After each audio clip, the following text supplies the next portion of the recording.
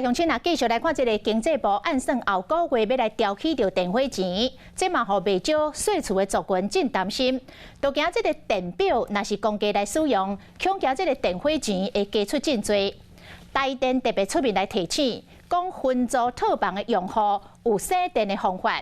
只要甲台电申请安装免费的智慧电表，而且来接受到台电省电的辅导。把这个尖峰时间的用电刷到离峰时间来使用，安尼就会当省袂少的电费钱。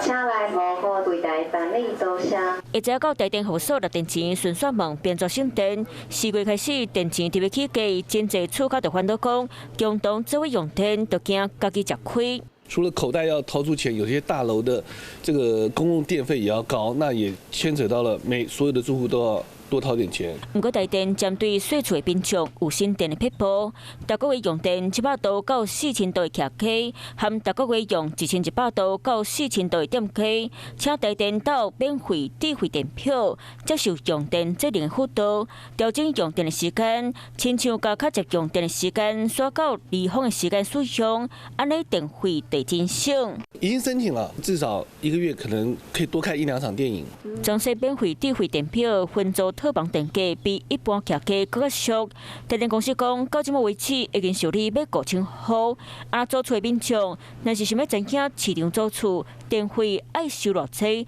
才是合理范围。